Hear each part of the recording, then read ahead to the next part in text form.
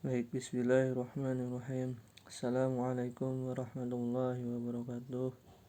Selamat pagi, selamat siang, selamat sore, selamat malam semuanya. Kembali lagi di video pembelajaran mengenai pengaruh interaksi sosial terhadap kehidupan sosial dan kebangsaan.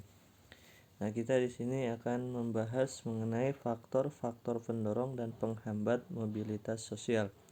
Kemarin kita sudah membahas mengenai syarat dan mengenai mobilitas sosial, ya.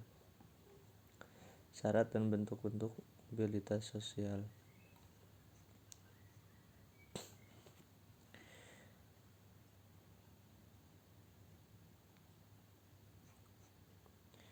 Nah, di sini faktor pendorong dan penghambat mobilitas sosial. Dalam setiap masyarakat kecenderungan mengalami mobilitas sosial berbeda-beda, ya. Tidak ada yang sama. Ada masyarakat yang dengan cepat dan mudah mengalami mobilitas sosial, tetapi ada pula yang cenderung sulit mengalami mobilitas sosial. Nah, mengapa demikian? Karena ada beberapa faktor, ya, yang mempengaruhi hal tersebut. Yang pertama ada faktor pendorong atau yang mendorong terjadinya mobilitas sosial. Yang pertama ada faktor struktural, ya. Kalian tentu sudah mengenal, ya, mengenai faktor struktural. Nah, di sini dengan sistem demokrasi, setiap warga Indonesia dapat mencapai status sosial berupa jabatan politik yang tinggi. Kedudukan yang tinggi bukan lagi didasarkan pada keturunan, tetapi pada kemampuan hingga kemudian dipercaya menjadi pemimpin. Nah, kalian di sini sudah mengenal, ya, atau semua presiden yang pernah memerintah Republik Indonesia. Nah, ini gambarnya orang-orang yang pernah memerintah Republik Indonesia seperti Soekarno, Soeharto, ya, B.J. Habibie, Abdurrahman Wahid, Megawati, dan Susilo Bambang Yudhoyono, dan yang sekarang Joko Widodo, ya. Ketujuh tokoh Indonesia tersebut berhasil mencapai status sosial yang tinggi berkat sistem demokrasi, ya, yang berlaku dalam politik Indonesia. Dengan sistem demokrasi, setiap warga negara Indonesia dapat mencapai status sosial berupa jabatan politik, yang tinggi, kedudukan yang tinggi, bukan lagi didasarkan tadi, ya, pada keturunan itu, ya, tetapi pada kemampuan hingga kemudian dipercaya menjadi pemimpin. Nah, kalau kalian punya kemampuan dan dipercaya oleh rakyat Indonesia, kalian bisa menjadi presiden, ya. Itu.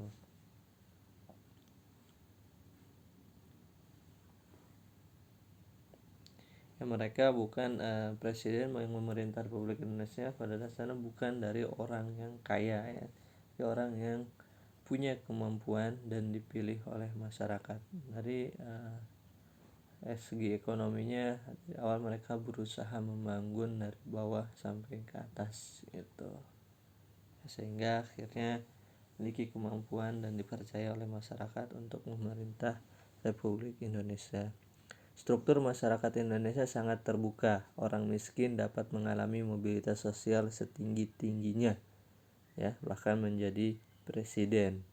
Apabila kalian merupakan anak dari keluarga yang kurang mampu, jangan berkecil hati, ya.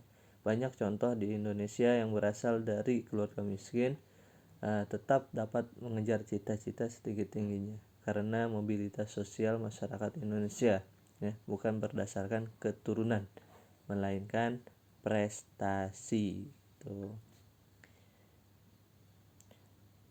Ya, keturunan memang memiliki peran penting dalam perjuangan mobilitas sosial, ya. Anak orang kaya mudah untuk memperoleh modal usaha dibanding anak orang miskin. Namun, Pada masa sekarang, banyak orang miskin yang menjadi kaya karena kegigihannya dalam berusaha.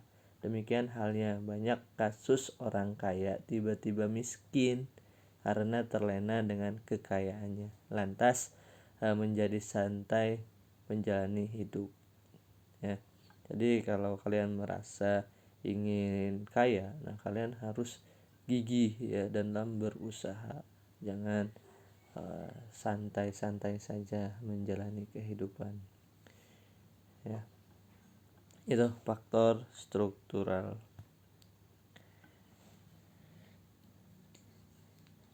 Yang kedua ada faktor individu. Ya. Setiap individu memiliki perbedaan dalam hal sikap, pengetahuan, dan keterampilan. Nah, orang yang memiliki pengetahuan dan keterampilan yang relatif setara belum tentu menjadi berhasil dalam melaksanakan mobilitas sosial ke atas. Gitu ya. Hal ini kenapa? Hal ini karena disebabkan keberhasilan individu sangat ditentukan sikap dan perilaku individu tersebut. Contoh, dua orang sarjana dari perguruan tinggi yang sama-sama melamar pekerjaan di suatu perusahaan. Hanya satu orang yang diterima karena dianggap memiliki ambisi dan komitmen dalam hidup. Nah, kalian dapat menemukan ya contoh-contoh lain mungkin di lingkungan kalian ya mengenai tetangga kalian atau saudara kalian. Ya, perbedaan individu orang-orang di sekitar tempat tinggal ya yang mempengaruhi mereka mengalami mobilitas sosial ke atas. Gitu ya. Selanjutnya faktor sosial.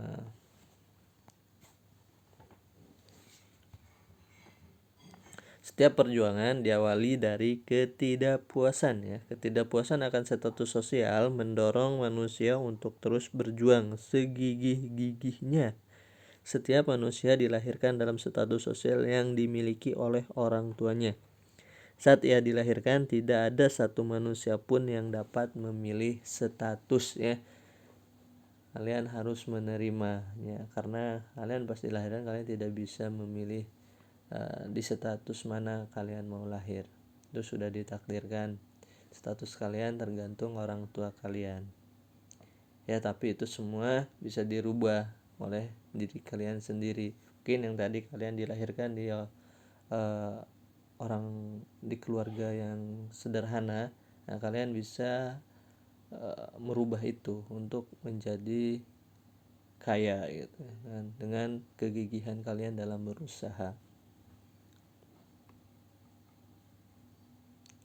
Ya, tentu ya, kalian juga sering dipesankan oleh orang tua kalian selalu berpesan seperti ini supaya kalian selalu belajar giat ya. Mereka berharap suatu saat kalian lebih berhasil dari orang tuamu ya.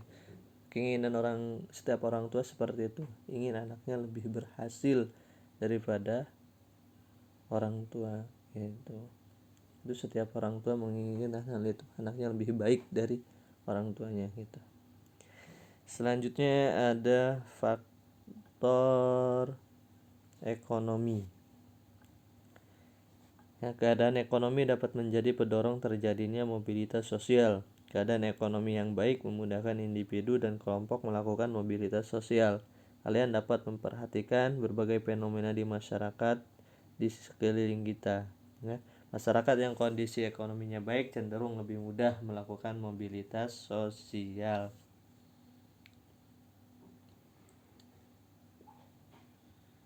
Nah, dengan kondisi ekonomi yang baik, ya mereka mudah melakukan atau mudah untuk memperoleh modal, pendidikan, dan kesempatan lainnya. Nah, hal ini tentu berbeda dengan yang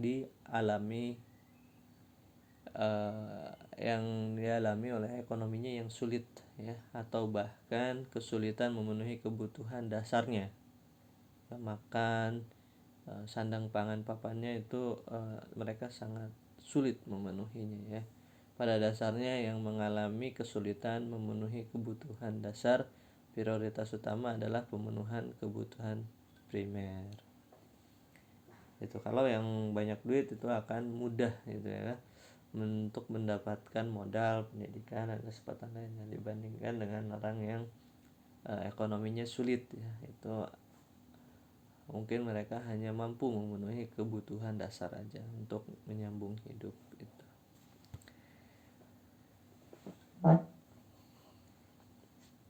Selanjutnya ada faktor politik.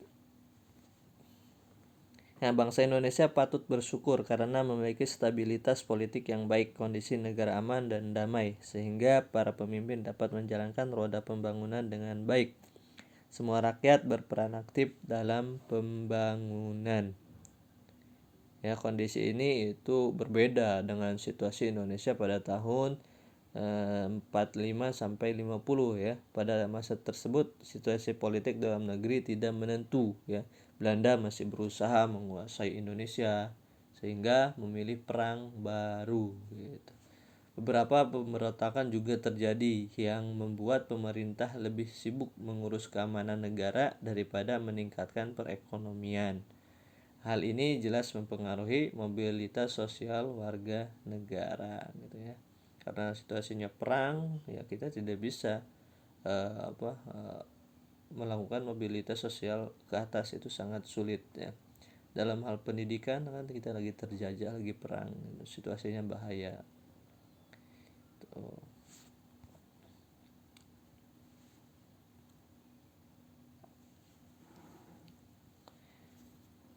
Nah, yang selanjutnya kemudahan dalam akses pendidikan.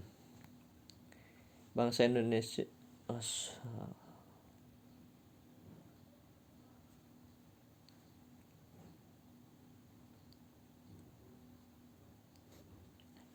Jika pendidikan berkualitas mudah didapat, tentu mudah juga bagi orang untuk melakukan pergerakan atau mobilitas ya, dengan berbekal ilmu yang diperolehnya. Sebaliknya, kesulitan dalam mengakses pendidikan yang bermutu menjadikan orang tak menjalani pendidikan yang bagus, serta sulit untuk mengubah status karena kurangnya penguasaan ilmu pengetahuan. Ya, jadi pendidikan itu sangat penting. Kalian sekarang sedang di masa ini pendidikan ya, di masa sekolah gitu. Kalian harus memanfaatkannya sebaik mungkin agar kalian bisa menguasai ilmu pengetahuan sehingga kalian mudah melakukan pergerakan atau mobilitas sosial dengan ilmu yang kalian dapat di masa sekolah gitu. Pada zaman penjajahan, pendidikan sulit didapat bangsa Indonesia ya. Akibatnya masyarakat terkungkung dalam kebodohan. Jangankan mengembangkan ilmu pengetahuan dan teknologi, membaca saja sebagian besar rakyat Indonesia tidak bisa. Penduduk Indonesia yang dapat membaca dan menulis pada akhirnya masa penjajahan Jepang tidak lebih dari 10%, karena dapat memperkirakan pada masa penjajahan Belanda jumlah buta huruf di Indonesia tentu jauh lebih besar gitu. Ya. Kalau di masa sekarang pendidikan Indonesia itu kalian patut bersyukur ya, karena rakyat Indonesia memiliki kesempatan yang sama dalam mengakses pendidikan. Apabila kalian menginginkan pendidikan setinggi-tingginya, negara telah menyediakan sebagai kemudahan. Untuk pendidikan SD dan SMP, negara telah membebaskan biaya dasar pendidikan ya. Walaupun demikian, itu bukan pendidikan gratis. Sebab kalau ingin mutu pendidikan atau mutu sekolah semakin baik, tentu diperlukan biaya yang tinggi juga gitu. Untuk pendidikan tingkat menengah, beberapa daerah juga telah membebaskan biaya pendidikan. Apabila masih terjadi kesulitan, pemerintah dan swasta memberikan banyak beasiswa gitu. Kalian tinggal mencarinya ya. Dengan ilmu pengetahuan yang kalian punya. Kalau kalian cerdas, pintar, baik, karakternya bagus, dan kalian akan mudah mendapatkan beasiswa tersebut. Ya, kalian bisa mendaftarkan diri di perguruan tinggi dengan dukungan beasiswa bidik misi, semua biaya kuliah dan biaya hidup selama studi akan ditanggung negara.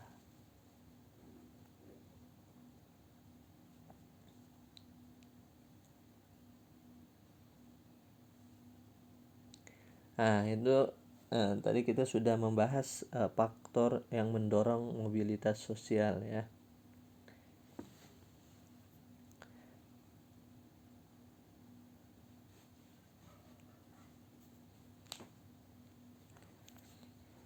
Ya, pendidikan akan menjadi pendorong mobilitas sosial apabila sistem pendidikan bersifat terbuka. Ya. Apabila sistem pendidikan pada masa penjajahan, nah mobilitas sosial masyarakat pasti terhambat. Nah, di sini kita akan membahas faktor penghambat mobilitas sosial. Yang pertama ada kemiskinan. Faktor ekonomi dapat membatasi mobilitas sosial bagi masyarakat miskin. Mencapai status sosial tentu merupakan hal yang sulit. Salah satu penyebab kemiskinan adalah pendidikan yang rendah. Masyarakat yang berpendidikan rendah berpengaruh terhadap kualitas sumber daya manusia. Akibatnya tingkat kemudahan untuk mendapatkan pekerjaan terbatas. Gitu ya. Kesempatan untuk bekerja itu terbatas karena bidang pekerjaan lain banyak yang membutuhkan syaratnya itu harus punya ijazah. Nah, kalau kalian tidak punya ijazah, kalian akan sulit mendapatkan pekerjaan. Ya, itu.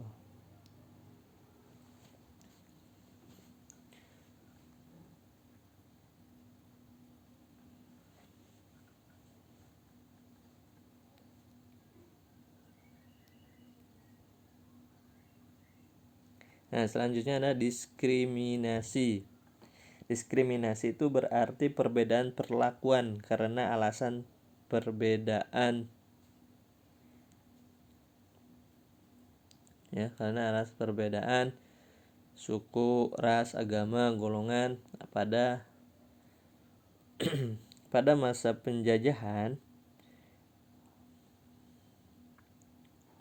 terjadi diskriminasi pemerintah Hindia Belanda terhadap masyarakat keturunan Eropa dan masyarakat Indonesia dalam memperoleh pendidikan. Masyarakat Indonesia disediakan sekolah yang kualitasnya berbeda dengan sekolah-sekolah untuk orang Eropa. Nah, hal ini tuh mempersulit mobilitas rakyat Indonesia karena pendidikan masyarakat Indonesia itu ya dibatasi, berbeda dengan masyarakat Hindia Belanda gitu. Pendidikannya itu bagus, difasilitasinya lengkap, ibaratnya seperti itu ya.